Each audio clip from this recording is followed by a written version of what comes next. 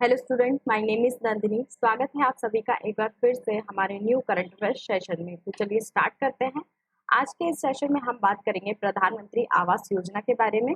तो आज के सेशन में हम पढ़ेंगे कि जो प्रधानमंत्री आवास योजना है ये न्यूज़ में क्यों है, हाउसिंग स्कार्सिटी इन इंडिया, मतलब भारत में आवास की कितनी कमी है उससे संबंधित आंकड़ों पर हम चर्चा करेंगे। ठीक है, और ये जो योजना है प्रधानमंत्री आवास योजना, ये क्या है, ग्रामीण क्षेत्र में कैसे इसका क्रियान्वयन किया जाता है और अर्बन क्षेत्र में मतलब कि शहरी क्षेत्र में कैसे इसका क्रियान्वयन किया जाता है, इस पर हम बात करेंगे। पहले तो मैं आपको बता दूं कि ये चर्चा में क्यों है। जैसे कि मैंने आपको बताया है कि प्रधानमंत्री जी ने अपना तीसरा कार्यकाल स्टार्ट कर दिया है और प्रधानमंत्री योजना है, इस पर कैबिनेट की प्रथम बैठक हुई थी, उसमें चर्चा हुई और इसके विस्तार पर इन्होंने मंजूरी दे दी है। ठीक है, विस्तार में मतलब क्या होगा, अब इस योजना के तहत 3 करोड़ और घर बनाए जाएंगे। लोगों के लिए जिनके पास घर नहीं है उनको घर प्रदान करने के लिए, घर उपलब्ध कराने के लिए 3 करोड़ और नए घर बनाने की जो योजना है उसको आगे मंजूरी दे दी गई है। इन 3 करोड़ घरों में से, इन 3 करोड़ में से 1 करोड़ जो घर हैं वो शहरी क्षेत्र में बनाए जाएंगे, 2 करोड़ जो है वो ग्रामीण क्षेत्र में बनाए जाएंगे। 2 करोड़ घर ग्रामीण क्षेत्र में बनाए जाएंगे। अगर हम हाउसिंग स्कार्सिटी की बात करें, मतलब कि भारत में आवास की कमी के बारे में बात करें, तो इससे संबंधित कुछ आंकड़े यहाँ पर उपलब्ध हैं। अगर ग्रामीण क्षेत्र की बात करें तो ग्रामीण क्षेत्र में लगभग 20 मिलियन घरों की आवश्यकता है, मतलब 20 मिलियन जो घर हैं कमी है और इतने घर बनाने की और आवश्यकता है ग्रामीण क्षेत्र में। और अगर हम वही शहरी क्षेत्र की बात करें तो 3 मिलियन घरों की कमी है, 3 मिलियन घर और बनाने की आवश्यकता है।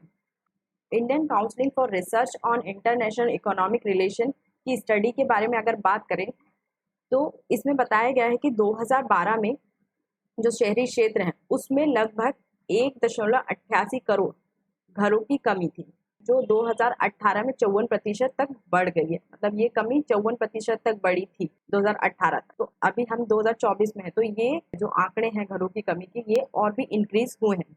तो 2018 में 54% से बढ़कर ये कितनी हो गई, 2.9 करोड़ हो गई है। तो चलिए जानते हैं प्रधानमंत्री आवास योजना क्या है ना। प्रधानमंत्री आवास योजना के तहत चाहे वो ग्रामीण क्षेत्र हो या फिर शहरी क्षेत्र हो, दोनों में जो लोग हैं जिनके पास घर नहीं है उनको घर उपलब्ध कराना ही इसका प्रमुख लक्ष्य है। ठीक है, और ये योजना जो स्टार्ट की गई थी 2015 में केंद्र सरकार के द्वारा स्टार्ट की गई थी। जब ये योजना स्टार्ट हुई थी तब इसका लक्ष्य रखा गया था कि 2022 तक जितने भी लोग हैं जिनके पास आवास नहीं है उन सभी को आवास उपलब्ध कराना है ना। 2022 में हमने हमारी स्वतंत्रता दिवस की 75वीं वर्षगांठ मनाई थी। 2022 तक आवास उपलब्ध कराना इस योजना का लक्ष्य था। ठीक है, इसके 2 घटक हैं, जैसे कि मैंने बताया आपको, एक ग्रामीण क्षेत्र में ये लागू होती है और एक अर्बन क्षेत्र में लागू होती है। ठीक है, शहरी क्षेत्र में और ग्रामीण क्षेत्र में। इसके माध्यम से आर्थिक रूप से जो कमजोर वर्ग होते हैं, चाहे वो निम्न आय के लोग हों, है ना, जिनकी आय बहुत ज्यादा निम्न होती है, कम होती है, या मध्यम आय, है ना, मिडिल क्लास जो होते हैं, उनको घर बनाकर देना। इस योजना के माध्यम से बहुत ही कम दाम पर, भी सस्ते दाम पर घर लोगों को बनाकर दिए जाते हैं या फिर उपलब्ध कराए जाते हैं, या फिर उनको अनुदान दिया जाता है कि वे अपना घर अगर कच्चा है तो पक्का बना ले। ये सब इसके तहत की जाती है। प्रधानमंत्री आवास योजना है, इसकी कुछ छोटी छोटी और योजनाएं जो इसका हिस्सा है, जो इसके क्रियान्वयन में सहायक होती हैं। जैसे का अगर हम बात करें इन सीटू स्लम पुनर्विकास योजना की, तो इसमें जो झुग्गी बस्ती के लोग होते हैं उनको आवास उपलब्ध कराना, उनकी आवास की कमी को दूर करना।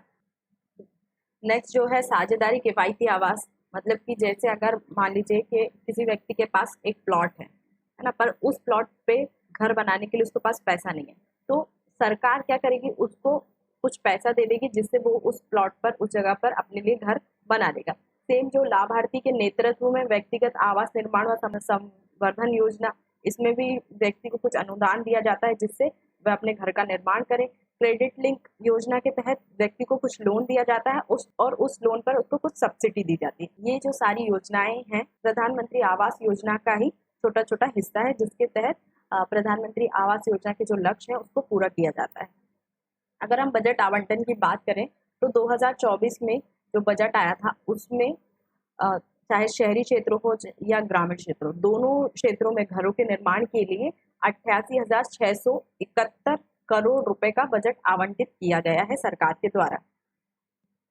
तो अब हम जानते हैं प्रधानमंत्री आवास योजना ग्रामीण क्षेत्र में कैसे क्रियान्वित होती है और ये क्या है। ठीक है, तो जो ग्रामीण क्षेत्र होते हैं उसमें जो भी घर उपलब्ध कराएंगे उन घरों को कैसे बनाया जाएगा कि वह घर जो है इंसान की जो बेसिक नीड होती हैं उनको फुलफिल कर सके, है ना। बेसिक नीड क्या होती है, हमें अगर हमारा घर हो तो उसमें एक टॉयलेट हो, किचन हो, है ना, रूम हो। ये बेसिक नीड को लेकर एक घर का निर्माण करना। इसके तहत जो घर है उसका आकार, जो न्यूनतम आकार होगा वो 25 वर्ग मीटर का होगा। इस योजना का क्रियान्वयन ग्रामीण क्षेत्र में ग्रामीण विकास मंत्रालय के द्वारा किया जाएगा। और ग्रामीण क्षेत्र में ये योजना उन लोगों के लिए है जिनके घर या तो कच्चे हैं। देखिए, आप ग्रामीण क्षेत्र में आपने देखा होगा कच्चे घर हैं, या फिर जो घर हैं वो टूट गए हैं क्योंकि मिट्टी के बने होते हैं घर, और बारिश होती है या फिर कुछ तूफान आता है तो घर ढह जाते हैं, है ना, क्षतिग्रस्त हो जाते हैं। तो उन घरों को पक्के घर में परिवर्तित करना ही।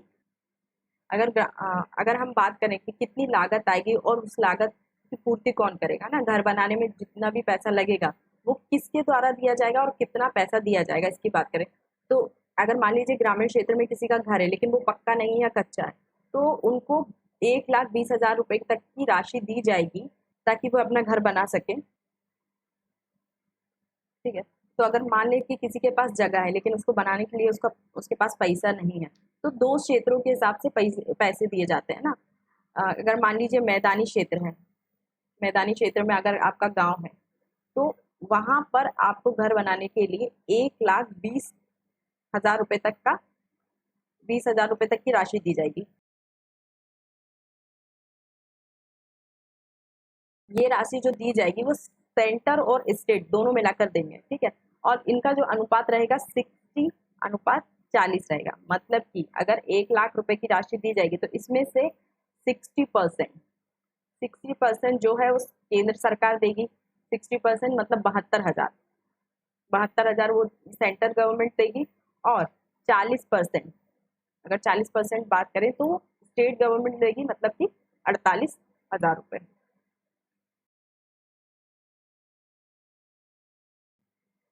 ठीक है। और अगर हम पहाड़ी क्षेत्र की बात करें, पहाड़ी क्षेत्र जैसे कि हिमाचल प्रदेश हो गए या पूर्वोत्तर राज्य हो गए, वहां पे पहाड़ी क्षेत्र है ना, वहां पे अगर आपके पास जगह है तो वहां पे आपको घर के निर्माण के लिए 1,30,000 रुपए की आर्थिक सहायता दी जाती है। इसमें जो अनुपात हो जाता है, इसकी भी जो आर्थिक सहायता रहती है वो केंद्र और जो राज्य होते हैं दोनों मिलकर देते हैं, है ना। इसमें जो अनुपात होता है वो 90-10 का होता है। मतलब कि 90% जो दिया जाएगा, 90% जो आर्थिक सहायता दी जाएगी वो सेंटर देगी, और 10% आर्थिक सहायता ये राज्य सरकार के द्वारा दी जाएगी, अगर आपका जो घर है वो पहाड़ी क्षेत्र में है तो। ठीक है। जैसा कि मैंने बताया केंद्र राज्य दोनों ही इसको फाइनेंस करते हैं, जिसमें से अगर मैदानी क्षेत्र है तो अनुपात जो रहेगा आर्थिक सहायता का वो 60-40 रहेगा, और मैदानी क्षेत्र में 1,20,000 रुपए दिए जाएंगे। और अगर पूर्वोत्तर राज्य और हिमाचल प्रदेश जैसे पहाड़ी क्षेत्रों की बात करें तो 90-10 का अनुपात रहेगा, और उसके अंतर्गत 1,30,000 रुपए की आर्थिक सहायता दी जाती है। ठीक है। लेकिन अब इसको बढ़ाने का प्रयास किया जा रहा है ना, इसको बढ़ाने पर चर्चा की जा रही है। जो 1,00,000 रुपए तक की सहायता है इसको बढ़ाकर 1,80 किया जा रहा है। 1,20,000 की सहायता जो है उसको 1,80 तक किया जा रहा है।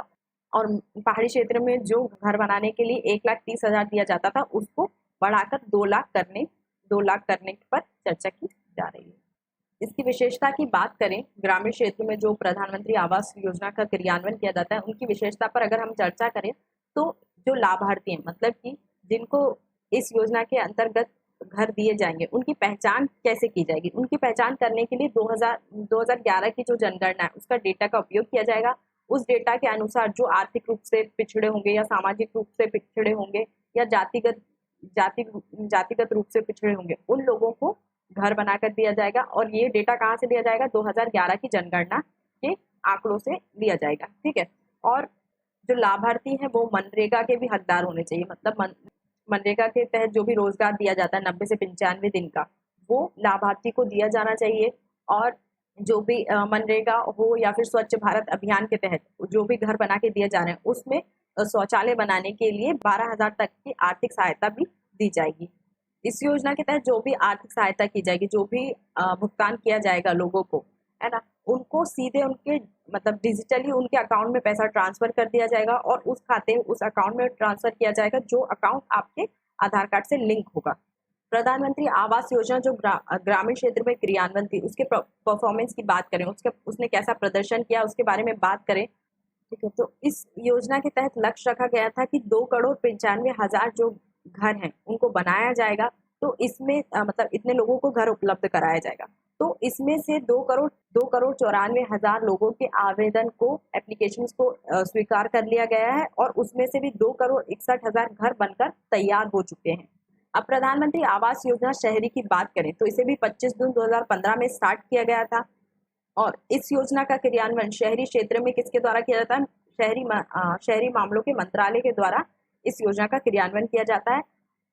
शहर में भी लोगों को घर उपलब्ध कराने के लिए या लाभार्थियों की पहचान के लिए 2011 की जनगणना का उपयोग किया जाएगा। इसकी फंडिंग या अनुदान की हम बात करें तो ये केंद्र प्रायोजित योजना है, मतलब सेंटर की योजना है और शहर में जो घर बनाए जाते हैं उसमें वित्तीय सहायता जो फाइनेंशिंग वो केंद्र सरकार करती है, लेकिन राज्य सरकार जो है लाभार्थियों की पहचान या फिर इस योजना के क्रियान्वयन में केंद्र सरकार की सहायता करती है। मतलब कौन, जैसे कि लाभार्थी में बता चुकी है कि कौन कौन इस योजना के अंतर्गत आते हैं, इस योजना के अंतर्गत किन किन लोगों को घर दिया जाना चाहिए, उन लोगों की पहचान करना उनको लाभार्थी कहते हैं। ठीक है, उन लोगों की पहचान करने के लिए राज्य सरकार केंद्र सरकार की सहायता करेगी। इस योजना का क्रियान्वयन जब शहर में किया जाता है तो उनके साथ बहुत सारी छोटी छोटी योजनाओं को भी जोड़ा जाता है।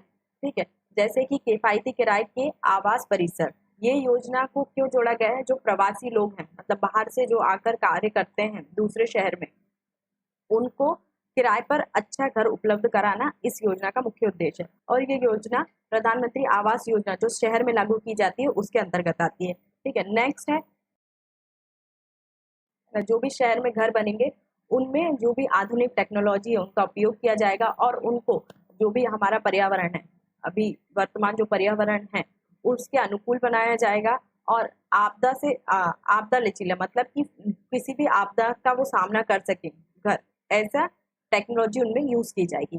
साथ ही इसके साथ एक पोर्टल जोड़ा गया है जिसमें जो लाभार्थी जो आवेदक हैं, है ना, जो भी घर के लिए आवेदन करते हैं एप्लीकेंट हैं, वो अपने एप्लीकेशन का स्टेटस जान सकते हैं कि मतलब आवेदन कहाँ तक पहुंचा है, उस पर कैसा वर्ग है, क्या क्या प्रोग्रेस चल रही है, वो पोर्टल पर जाकर अपने एप्लीकेशन का स्टेटस चेक कर सकते हैं। जब ये योजना बनाई गई थी तब इसको 31 मार्च 2022 तक के लिए बनाया गया था, लेकिन अगस्त 2022 में इसका क्रियान्वयन बढ़ा दिया गया, मतलब 31 दिसंबर 2024 तक इसको जारी रखने की मंजूरी दी गई।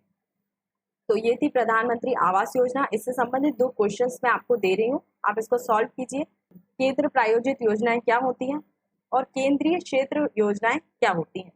ये 2 क्वेश्चन है। अगर आप इसका आंसर हमें लिखकर भेजना चाहते हैं तो टेलीग्राम ग्रुप या व्हाट्सएप ग्रुप पर भेज सकते हैं या कमेंट पे भी लिख सकते हैं। ठीक है, नेक्स्ट क्लास में मैं आपको इसके आंसर प्रोवाइड कर दूंगी। तो आज की क्लास में हमने प्रधानमंत्री आवास योजना को डिटेल में पढ़ा, है ना। इससे संबंधित नोट्स पाने के लिए आप हमारे टेलीग्राम ग्रुप या व्हाट्सएप ग्रुप से जुड़ सकते हैं। अगर आपको ये वीडियो पसंद आई है तो आप हमारे वीडियो को लाइक कर सकते हैं और चैनल को सब्सक्राइब कर सकते हैं ऐसी ही और वीडियो को देखने के लिए।